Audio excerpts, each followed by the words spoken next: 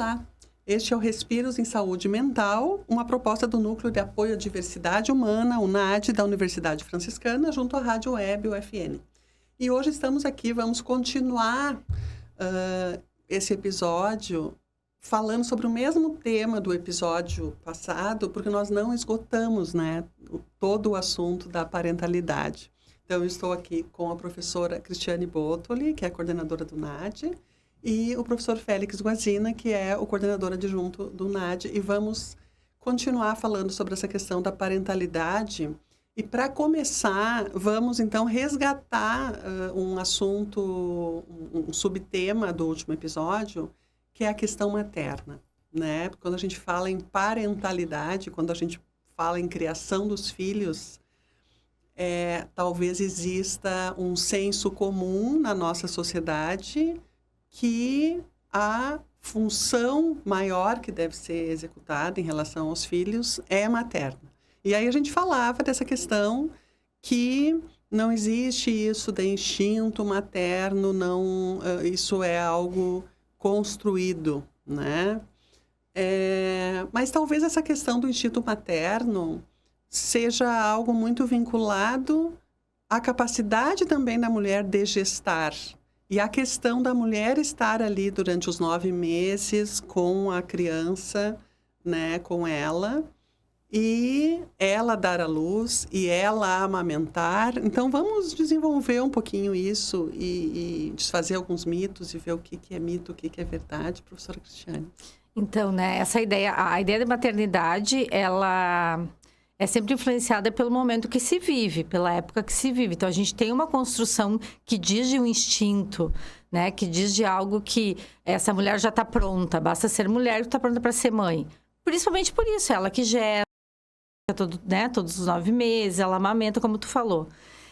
Porém, isso não é garantia de que essa mulher vai conseguir realmente maternar, né? Tanto que a gente tem situações em que a mãe é uma mãe que se constitui não de forma biológica, né? Mas por uma adoção, por outras situações da vida dela. Então, a maternidade, ela é algo que foi se transformando com o tempo, né? Essa mãe que a gente vê hoje, devotada, cuidadosa, que amamenta, não existia um tempo atrás. Né? O que as mulheres faziam quando elas tinham filhos? Elas entregavam os filhos às amas de leite, que lá amamentavam. Então, a amamentação vem um tempo depois, né? Ela é século ali 18, por aí, século 19. Essa importância que se dá. Então, é uma construção que vem sendo feita socialmente. Então, isso vai mudando a cada época. Porém, a questão do instinto materno é algo que é um mito porque não vem pronto.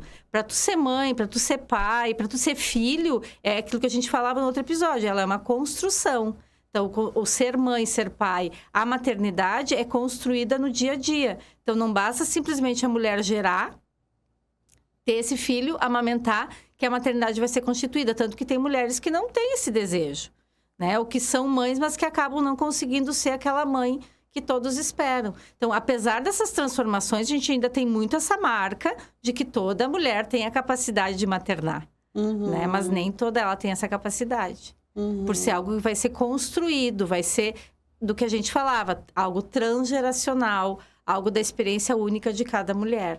E até porque tem essa questão também da gestação, tem muitas mulheres que passam uma gestação ótima e que têm muita alegria em estar passando por aquela fase, né? E tem outras mulheres que ficam assim, meu Deus, eu até queria ter filhos, mas eu não queria passar por isso de novo, ter essa gestação, mulheres que já tiveram filhos, né? Porque foi um período difícil, assim, né? Existem mulheres que falam, parece que eu perdi o controle do meu corpo, parece que eu não sou mais eu, enfim, uma questão de identidade também, né? É que aí vem o ideal, né, Gleise, de que toda mulher precisa se achar linda, precisa gostar da barriga, precisa, né, dizer que foi muito lindo, que foi tudo... A própria questão da amamentação tem um mito aí, né? E que se pudesse pensar que, sim, é um período que exige... alguns sacrifícios, que não é fácil, que a mulher pudesse permitir dizer, olha, tá difícil, eu não aguento mais, não vejo a hora que nasça, que isso não vai dizer se ela vai ser uma boa ou uma má mãe, né? De que amamentar é difícil, de que eu não consigo, que talvez eu preferiria que fosse de outra forma, porque existe uma idealização de que essa mulher, então, sendo um instinto que ela tem de ser mãe, tudo vai ser perfeito, tudo vai ser maravilhoso. Ela não pode se queixar, ela não pode dizer que ela está cansada, que ela queria dormir 24 horas, mas que ela não consegue porque de hora em hora o bebê chama, né? Então, é poder permitir para essa mulher que está em construção dessa maternidade dizer que não está se sentindo bem, que queria que terminasse de uma vez esse tempo, que a gestação poderia durar 3 meses e não 9 meses. Sim, né? sim. Então, é permitir. Mas e por que isso não é permitido? Porque tem ainda uma ideia de que ser mãe é algo imaculado, é algo perfeito. Uma coisa romantizada, né? Exatamente. A questão da maternidade. Eu vejo que isso também é um tabu ainda na sociedade, né? Acho que é para a mulher poder se autorizar a falar isso que a Cris traz, né? De poder falar também daqueles aspectos talvez negativos da maternidade ou da amamentação ou do gestar, é muito tabu, né? Essa mulher provavelmente ela vai ser massacrada. E a gente vê isso nas redes sociais o tempo todo, né? Quando as mulheres falam das suas experiências, né? Desde a concepção até o parto. Eu gosto muito de analisar comentários desses vídeos que viralizam. E é muito violento, né? Tem comentários muito violentos que eu vejo que é destituir esse lugar dessa mulher se constituir como mãe ou como pai, enfim, né? A gente está falando aqui das mulheres frente a isso. Acho que tem uma diferença muito grande, né? Na forma como a sociedade trata essas mulheres, que traz isso, já que né, o podcast tem marcado muito essas questões do cuidado em saúde mental, e isso desprotege a mulher na saúde mental, porque o que a gente defende, né, Cris? Que a gente precisaria ampliar esses espaços, né, de discurso mesmo, de dizer das dificuldades, né, que se tem nesse processo, né? Porque acho que os filmes, a literatura, né, as histórias infantis, elas romantizam muito esse lugar, né? Daquilo que a gente estava no outro episódio falando, desse lugar que está pronto, né? E a Cris vem demarcando algo que é super importante, que é sempre quando a gente está falando de parentalidade, a gente está falando de uma experiência singular, de alguém que está se aventurando, porque eu acho que é uma baita aventura, né? Nesse lugar, sendo construído por essas marcas que a gente discutiu também muito no outro episódio, né? Mas tem uma diferença, eu acho que a mulher, ela tem pouco espaço de poder falar sobre as sensações, os afetos, as percepções reais dela, por medo de ser julgada, por medo dela ser cancelada. Está muito na moda, né? Essa coisa do cancelamento, né? Então, acho que tem uma marca aí muito de diferença por essa idealização que a Cris traz também dessa maternidade está muito vinculada, que também me incomoda ao sacrifício, né? O que a gente escutou a vida toda das nossas mães, né? Que ser mãe é padecer no paraíso, né? Então, quer dizer que tu tem que aguentar tudo, né? Sim. E aí eu acho que joga contra as questões de saúde mental, né? Porque o que a gente vê na prática é um outro discurso, né? É uma outra realidade. Tem um descompasso, né? Um descompasso daquilo que a gente vê na TV, na novela, nos filmes, com essa maternidade real. Na realidade, né? E depois tem também essa questão de que né, quando somos pais, antes de sermos pais, quando estamos esperando aquela criança, existe uma idealização do que será aquilo. Só que aquela idealização, em parte, pode se concretizar. Mas é outra história. Só quando a gente é mãe mesmo, ou pai, que a gente sente como é, porque é uma experiência individual. Vai ser diferente para ti, para mim, para ti, né? E aí pode vir com questões assim como uma depressão pós-parto, que ninguém imagina que vai ter, não é uma coisa programada, né? Eu acho que eu vou ter aquele filho e que eu vou dar conta, que tudo vai dar certo, que nós vamos ser felizes, né? Mas não necessariamente vai ser assim e vai ter muitos percalços que a gente não sabe, a não ser vivendo isso, né? Então, como também se preparar para a chegada de um filho, né? Como se preparar para a chegada de uma criança? Tanto uma criança gestada, quanto uma criança que, de repente, um casal, ou enfim, se resolve adotar, né? Não é uma tarefa simples, assim. O que vocês poderiam dizer para pais e mães que estão pensando nisso, assim? Na realidade, a gente pensa que começamos a a pensar nesse filho muito antes de tê-lo, né? Muito antes de tu decidir engravidar ou de tu decidir adotar, tu já tá construindo isso na relação que tu estabelece com o teu parceiro, com a tua família, contigo mesmo enquanto mulher, enquanto homem, né? Então, esse filho já tá sendo criado muito antes, né?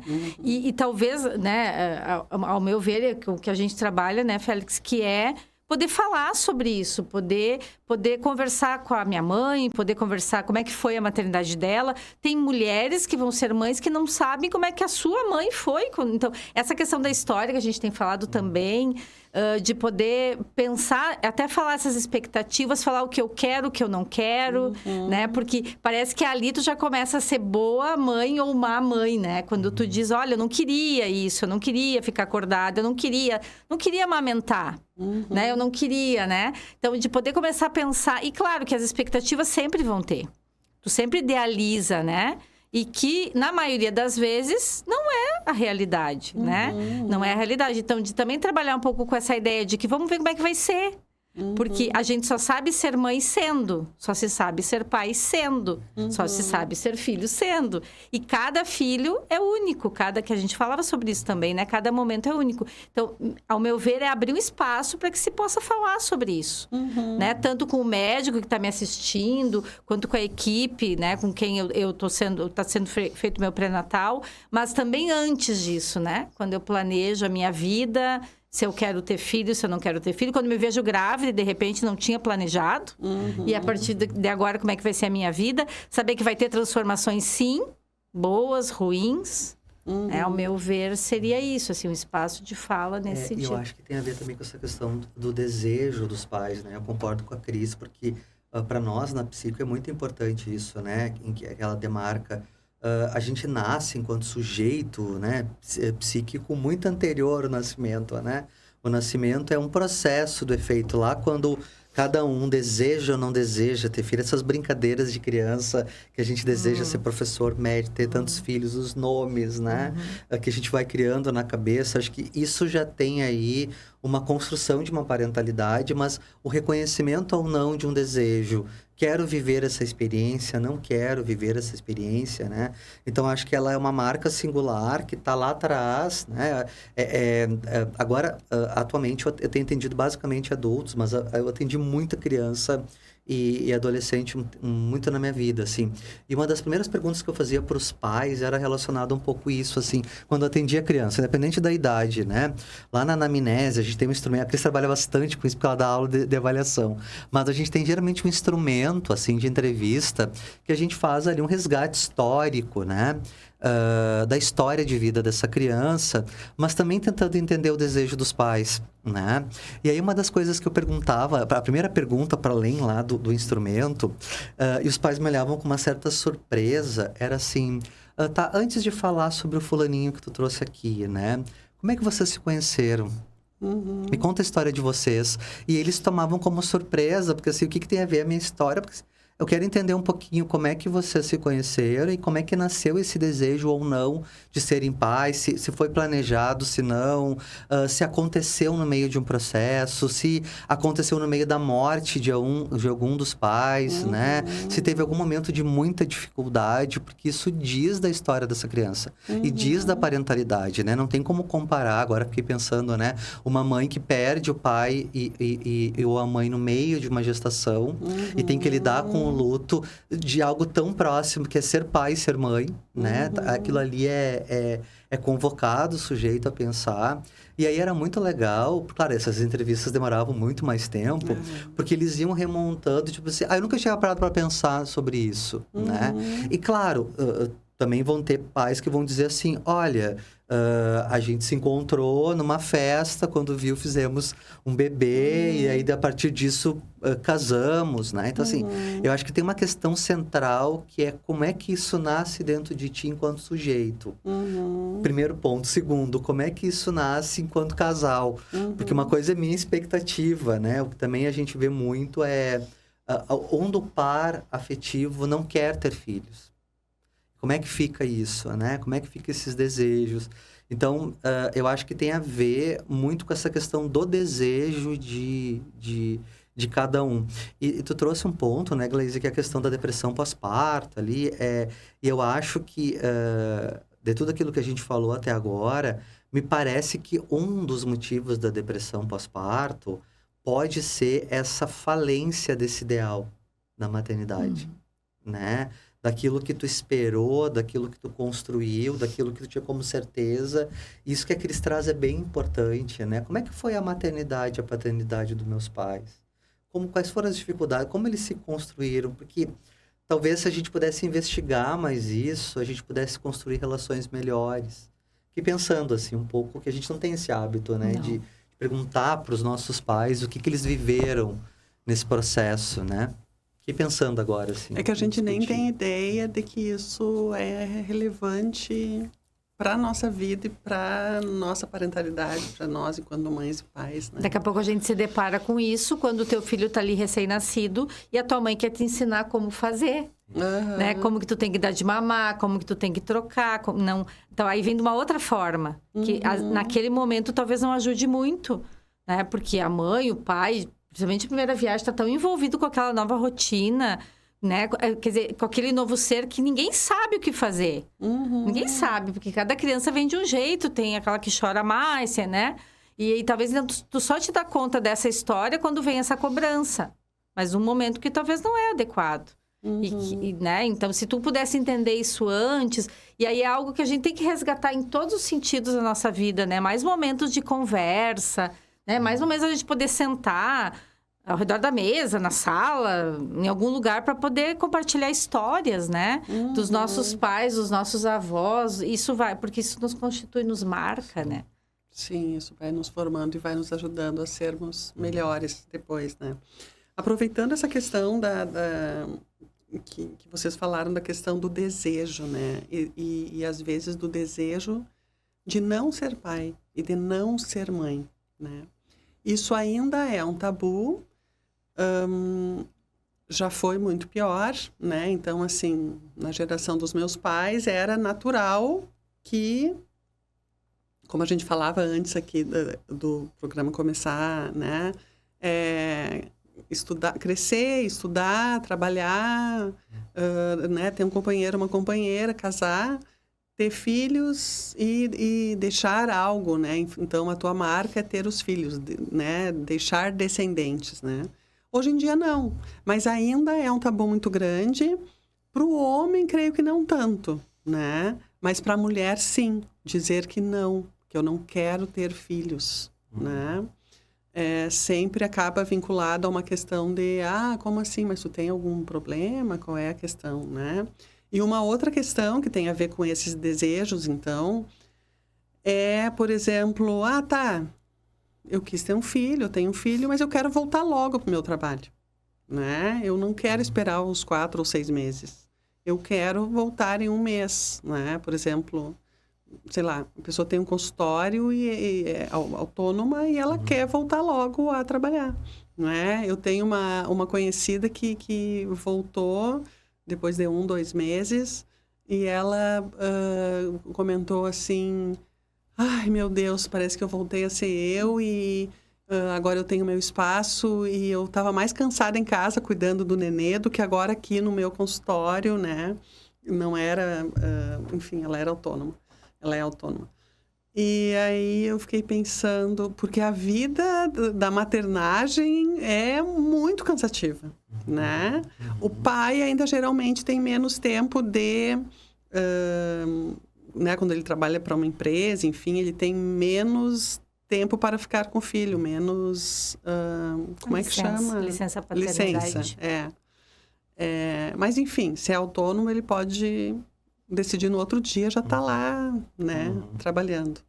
Então, como é que vocês veem essa questão do desejo e da identidade da pessoa? Porque, né, a mulher continua sendo aquela mulher, aquela pessoa que trabalha, aquela filha, aquela amiga, aquela esposa, enfim, assim como o homem, né? Só que isso parece que existe um certo apagamento, principalmente da mulher, da identidade dela, porque agora parece que ela é só mãe, né? Eu acho que esse é um assunto bem importante que tu toca, assim, para a gente poder discutir, porque acho que eu fiquei discutindo, fiquei pensando em papéis sociais, né? A gente fala muito de papéis sociais que tem a ver com identidade também, né? Acho que tem duas, eu sempre digo em aula também, tem duas coisas identitárias muito importantes quando a gente se apresenta para alguém. A gente diz o nome, e aí fala das filiações, e logo depois a gente diz o trabalho, a ocupação, né? Então, acho que o trabalho também, ele nos dá uma identidade, também um papel social. E aí, de novo, né, Glaíse, assim, acho que tem uma questão diferente da mulher do homem, porque se espera, ainda com todas as mudanças que tu pontua, se espera que a mulher ocupe esse lugar privilegiado e de sacrifício desses primeiros meses de cuidado com o bebê, né? Quando nasce, o homem fica numa posição mais confortável, né? Ele não é tão protagonista, parece, dentro daquilo que se espera, né? Que o senso comum coloca. E aí a gente vê muito também nos discursos, né? Esse lugar de que quem eu sou a partir depois que eu virei mãe, né? E aí a gente percebe que algumas mulheres não conseguem se resgatar, né? Esse papel, até isso influencia na conjugalidade, né? Então, assim, eu não consigo mais voltar para esse papel de mulher ou de homem na relação conjugal, porque esse papel social me toma por completo, né? Ele exige muitas coisas de mim, o que causa muito sofrimento, porque eu acho que a gente precisa poder resgatar esses lugares. E aí um exemplo, né, que eu vejo também, eu vou falar sempre de redes sociais, porque eu acho que ele é diagnóstico da cultura, né? Porque ali a gente vê o efeito do senso comum. O quão que é difícil, eu estava discutindo, pensar assim, ó, uma mãe, um casal que teve bebê, e daqui a um pouco eles querem ir para uma festa. E aí tá lá a mãe sozinha, ela vai ser massacrada, né? Como que tu tá o teu bebê te precisando, e aí tu deixou com os avós, tu deixou com uma babá. Então, assim, tem todo um discurso do senso comum que joga contra as mulheres, né? Que diz assim, bom, que a partir então que tu virou mãe, você não pode ser mais mulher, você não pode ter mais vida, você não pode se divertir. E daí, de novo, a gente resgata essa ideia que eu acho muito ruim, que é a maternidade como um sacrifício, né? Então, o que a gente escuta muito, né? Mas eu fiz tudo por ti, os pais falam, né? Eu deixei de ser quem eu sou. A gente estava agora em banca, semanas retrasadas de TFG, e os alunos gostam muito de explorar essas relações. E uma aluna acabou apresentando sobre o cisne negro, que fala muito de uma relação tóxica da mãe com a bailarina principal, né? E uma das falas que ela traz é isso, assim, né? É lá quando a menina tá num processo de adoecimento emocional bem grave. Mas eu fiz tudo por ti. Eu fiz o meu melhor por ti. Né? E às vezes esse melhor não é tão melhor assim. Né? Não sei talvez porque às vezes talvez seja melhor os filhos verem uma mãe e um pai livres e realizando seus desejos também, do que aquele ser ali sacrificado, mas também cobrando essa conta, né? Doente. Eu tenho uma paciente minha que, quando teve bebê, ela dizia assim, o único momento que eu consigo ser quem eu sou é quando eu vou no mercado. E ela ficava horas no mercado, porque era o espaço que ela tinha para ficar sozinha, né? E aí voltamos à questão do desejo. O desejo é muito singular, é muito único de cada um. Então, daqui a pouco eu, mulher, desejo ser uma mãe que fica 24 horas, que para o meu trabalho e ponto, né? Tá bem para ela. Mas será que todas as mulheres que fazem isso fazem por escolha?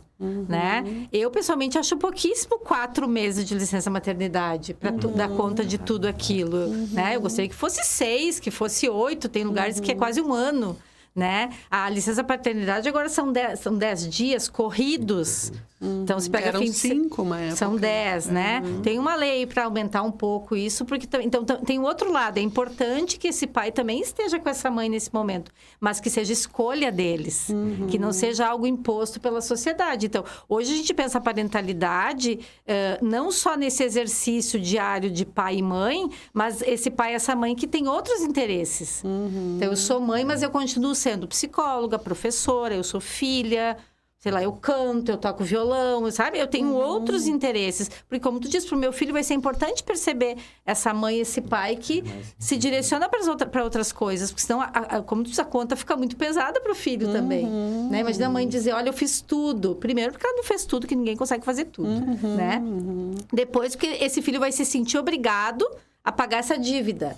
Então, que a gente vê hoje, filhos que vivem com os pais, passaram 30 anos de idade e ainda moram com pai e mãe. O que diz disso também, né? Não que seja uma regra.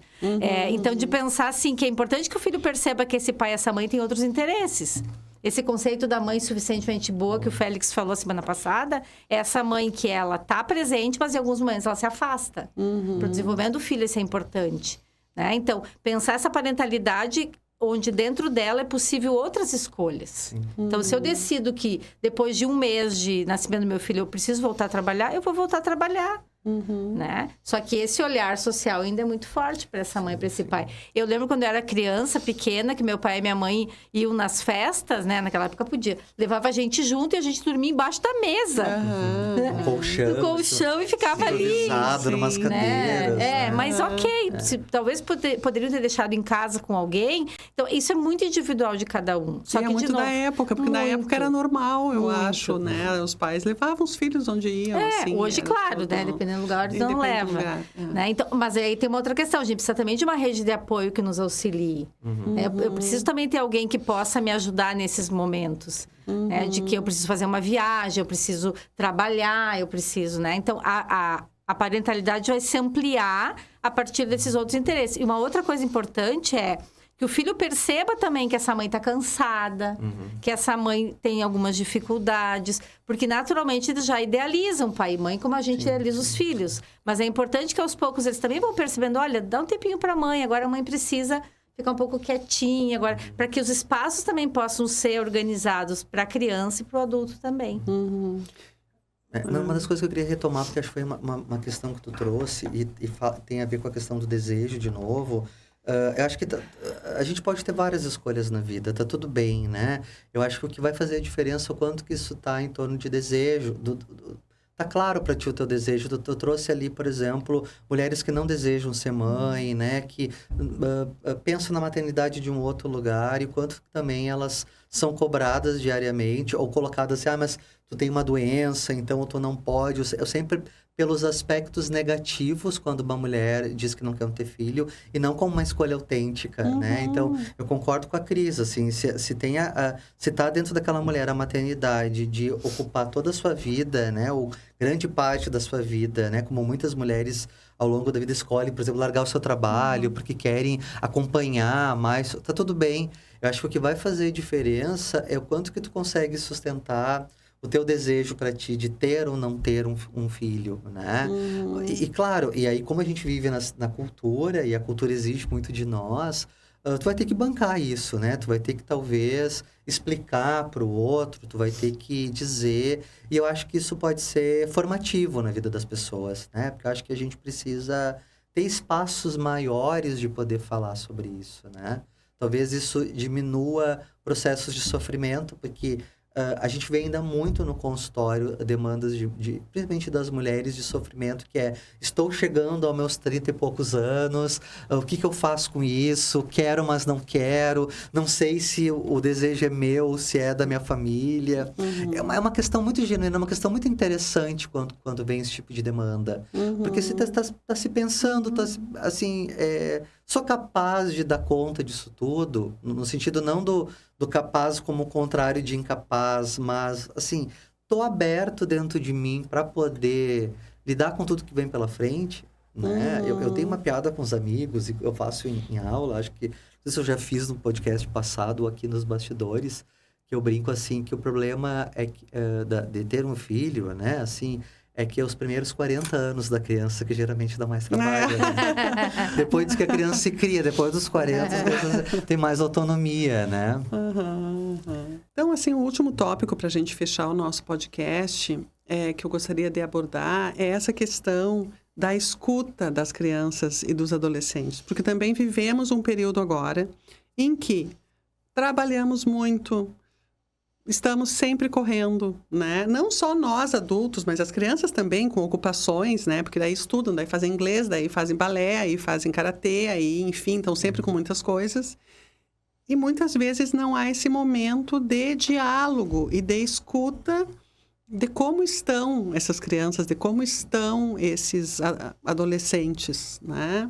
E aí a gente já falou sobre isso no episódio passado, sobre a série Adolescência, que era justamente isso, eles não sabiam como é que o filho estava. Porque o filho estava em casa, estava no quarto, então parecia que estava tudo bem.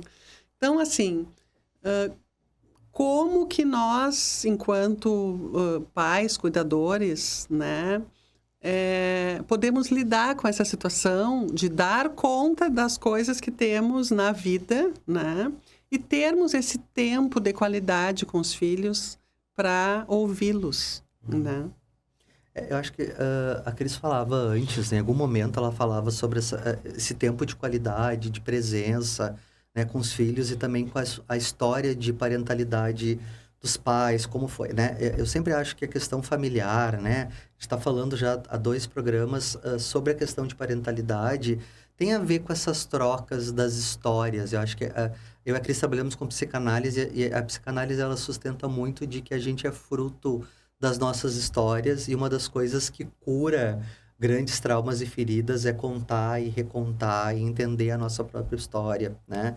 E aí quando, né, a gente traz essa ideia de ouvir mais os adolescentes e as crianças, é que eu acho que muitas vezes a gente perde a potencialidade de saber o que a criança pensa sobre a história da sua família. Porque a gente talvez esqueça que a criança e o adolescente, ele também cria teorias sobre o que é ser pai e ser mãe. Ele também tem ideias, ele também convive na escola com outras formas de parentalidade, né?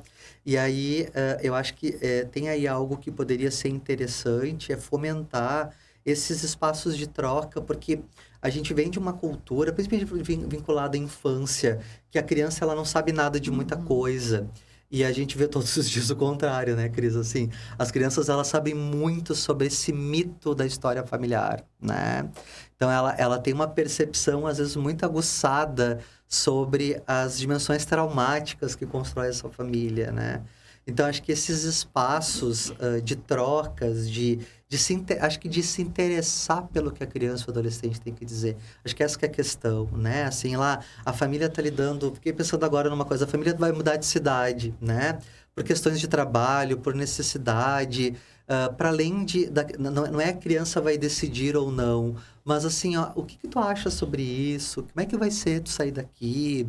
Me conta como é que tu acha que vai ser tu trocar de escola. Eu acho que é integrar a criança dentro da história familiar, né? A gente percebe que isso talvez possa ser um elemento que possa ter uma questão de melhora, assim, na qualidade de vida do grupo familiar, né? Mas a gente não tem esse hábito de perguntar para as crianças e adolescentes o que eles pensam sobre... Eu vejo isso muito na escola, né? O que a gente pergunta para uma criança de 8 anos, assim, quando a gente quer puxar assunto? Como é que foi no colégio? Né? A gente não pergunta coisas sobre a vida, assim, me conta uma coisa legal que tu fez hoje, me conta o que tu aprendeu de novo, né? O que tu... do desenho que tu gosta, o que tu achou interessante, né? Então, quando eu fico pensando essas questões, me remete a isso, assim, eu não sei... O que faz a Cris pensar isso tudo, assim? Porque aí tu insere a criança nessa história, tu insere a criança nesse contexto que tu tá. Né? E às vezes quando a criança chega da escola, a gente tem esse hábito de perguntar, como é que foi na aula hoje? Fui bem, nem lembro o que eu fiz. Né? Mas o simples fato de tu perguntar, tu já tá mostrando interesse pelas coisas dela, né? E é um meio, assim, ó, fantástico de tu conhecer teu filho.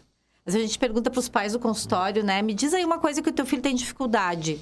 Eles não sabem dizer. O que o teu filho gosta de fazer quando ele não tá na escola? Eles não sabem dizer, né? Então, no momento que tu conhece, tu reconhece, tu insere ele nesse contexto, né? Com o adolescente, a gente tem que ter muito mais cuidado da forma como a gente faz a pergunta, da forma como a gente aborda alguns assuntos, né? Então, não é porque...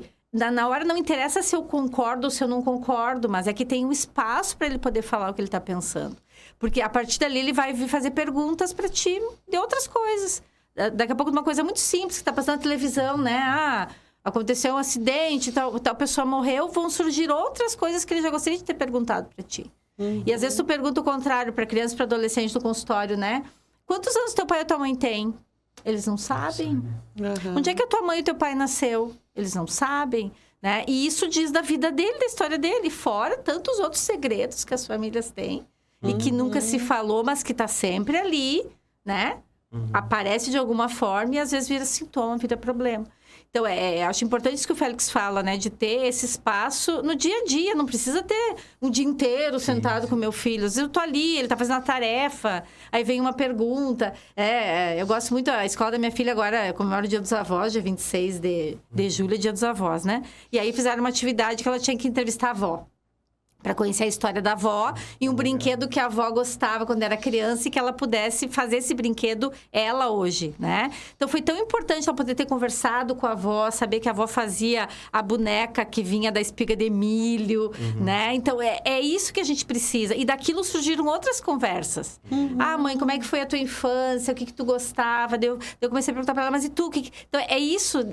Assim, informalmente. Não marcamos uma conferência. Sim, esse tempo de qualidade não precisa ser algo assim especial. Pode ser quando tu vai buscar tua filha no colégio, levar. Pode ser quando tu tá lavando uma louça, quando tu tá fazendo uma comida, alguma coisa corriqueira, se arrumando para sair, isso né? É tão Momentos significativo. convívio, isso é né? tão significativo e eu digo assim, fica marcado no coração. Eu digo assim, né? Fica na memória afetiva da criança, do adolescente, porque ele lembrou que naquele momento o pai, a mãe tava escutando ele. Sim. E aí escutando mesmo, mexendo no celular, na televisão. Trocando. O olhar, né? Porque acho que tem uma coisa bem, bem básica, assim. Se eu não conheço a história da minha família, eu não conheço a minha história, eu não sei quem eu sou, né? Então, acho que tem uma psicanalista que eu gosto muito, francesa, que é Françoise Dolto, que é uma referência. Ela diz isso até em problemas de aprendizagem. Uma vez eu escutei isso, assim, de um texto dela, que eu fiquei pensando muito, né? Ela diz que crianças que têm dificuldades escolares de aprender, principalmente ali 6, 7, 8 anos, são crianças que, segundo a teoria dela, conhecem pouco da sua história de vida. Então, para eu aprender a somar, dividir, multiplicar, eu preciso saber de onde eu vim. E aí ela indicava, né, para os terapeutas iniciantes ali que estavam atendendo, que quando as crianças tivessem muito problemas de aprendizagem, que a primeira questão é remontar com a criança a história de onde veio. E eu acho isso tão bonito quando a doutora diz, né? Quando ela diz que não há aprendizagem cognitiva sem eu saber quem eu sou. E é isso que a Cris está falando, né? É nesses espaços pequenos de trocas, né? Que essa criança pode se tornar um sujeito. Acho que dá um outro podcast, né? Como nós tornamos sujeitos, assim, né? Agora eu não me lembro quem é que disse, mas eu li esses dias, alguém falou, existem tantos cursos de oratória, mas não existe um curso de escutatória. Porque é isso também que me ocorre dos pais cuidadores ouvirem e não tolherem aquela fala, no sentido, sei lá, a criança ou o adolescente fala, mas eu quero fazer tal coisa que nem o fulano, e daí tu já vai lá e repreende, não, isso é errado, isso é não sei o quê, né? Ouvir e deixar, mas tu acha que isso é certo, tu acha que isso seria bom, mais num sentido de ouvir e entender do que de orientar, porque parece que pai e mãe sempre tem que estar orientando e dizendo o que é certo e errado. E isso acaba distanciando os filhos. Acho que isso deve acontecer muito na adolescência, né? Dos pais estão sempre ali preocupados e é sempre numa boa intenção, né? De orientar e de dizer o que é certo e o que é errado, mas os adolescentes acabam se fechando, né, em relação a isso. O que vocês acham? É sempre importante, né, ter esse espaço, como eu falei antes. E talvez isso que os pais façam é porque, de novo, tem algo que diz para eles que têm que dizer o que está certo e o que está errado. Sim, a gente tem que dizer o que está certo e o que está errado, mas tem formas de dizer isso. Se para o adolescente chegar dizendo já o certo e o errado, provavelmente ele vai fazer o contrário. Justamente porque ele está numa idade que ele precisa, né, se diferenciar. E às vezes são pequenas coisas, né? E deixar ele falar o que ele está pensando, o que ele está achando, e aos poucos ir colocando a tua opinião. Eu lembro uma coisa que a minha mãe sempre me falava muito assim: olha, as coisas são assim. Tu que vai decidir se vai fazer aquilo, né? Então, ela fazia a gente pensar, dizia a opinião dela, mas jamais dizia faça isso ou faça aquilo. Mas tem que ter um espaço também para que ele possa construir isso a partir daquilo que ele está entendendo. Só que assim, é uma coisa, não é na adolescência que se começa isso. Exatamente. Isso tem que começar lá desde que ele é pequenininho, né? Tá chorando, ai, para de chorar. Não, tá chorando por quê? O que aconteceu? Tu não acha que teria um outro jeito em vez de chorar? Me fala, né? Mas é desde cedo. Porque às vezes os pais chegam na adolescência ali, eles querem ter uma conversa franca com o filho que eles nunca tiveram. Sim. A adolescência é o momento de que as coisas já foram construídas. E que agora a grande prova tá ali. Vamos ver o que foi feito, né? E ao mesmo tempo, agora que tu falou de chorar, que foi um exemplo, né? Eu fico sempre pensando no que causa às crianças a repreensão do choro, né? Essa questão de dizer assim... E principalmente nos meninos, né? Menino não chora. Isso é muito forte. Não chora. Coisa de... Sabe? E desqualifica aquilo, né? Então... E isso é uma coisa que ainda se faz muito. Sim. Né? Essa questão de desqualificar as emoções. Que a gente ainda tá muito nessa ideia de que existem coisas certas e coisas erradas. O adulto não chora, quem chora é a criança. Sim. E a menina, porque o menino também não chora. E tem coisas de menino e tem coisas de menina. Isso a gente também. tá muito nessa coisa binária, assim, né? E acho que a gente perde também essa ideia de poder... eu acho que desse caráter humano da vida cotidiana nossa, né? Às vezes a gente recebe no consultório, né? Por exemplo, pais que perderam figuras parentais e aí se escondem no banheiro para chorar dos filhos, né? E a gente sempre tensiona, tu não precisa se esconder no banheiro. Tá, mas eu não quero traumatizar minha filha. Mas não é traumatizar. Assim, a tua filha ou teu filho pequeno, eles têm que aprender desde cedo que tu perdeu teu pai e tua mãe e que isso dói e que isso é triste e que tu vai chorar e que tá tudo bem chorar, né? Então, assim, tu não precisa se esconder. Fica essa ideia de que tu vai traumatizar, mas é de uma vivência humana. E aí as crianças também precisam entender que tem momentos que os pais vão estar tristes. Tem momentos que os pais vão estar em luto, tem momentos que vai estar difícil. E por que a gente tem que privar esse... Eu acho que isso pode ser educativo no sentido mais humanitário da palavra educativo, né? Nessa capacidade da gente poder socializar aquilo que a gente pensa e sente. E isso vem, né, Cris, muito assim, os pais vêm muito angustiados com essas questões, né? De essa ideia de não querer traumatizar o filho. E a questão que está em jogo são as experiências da vida, né? Quando a gente perde pessoas que a gente ama, a gente fica por um bom tempo ali com uma série de reações lidando com esse processo. E essa criança está vivendo isso junto. O adolescente está vivendo isso junto. Né? E, de certa forma, a gente está preparando ele para o mundo, né? E somos humanos, né? Então, podemos chorar, podemos tudo. Então tá, muito obrigada, gente. Ficamos por aqui nesse programa. Eu acho que, né, vamos fazer outros para falar de pequenas coisas, de pequenas, na verdade, pequenas e complexos tópicos que têm a ver com essa questão da parentalidade ainda, né? Obrigada. Então, esse foi o Respiros em Saúde Mental. Hoje aqui comigo a coordenadora do NAD, a professora Cristiane Botoli, e o professor do curso de Psicologia e coordenadora adjunto do NAD, Félix Guazina. Eu sou Glaise Palma, professora do curso de Jornalismo na técnica Clenilson de Oliveira. Nos acompanhe no Spotify, no Instagram e no YouTube da Rádio Web UFN. Até a próxima.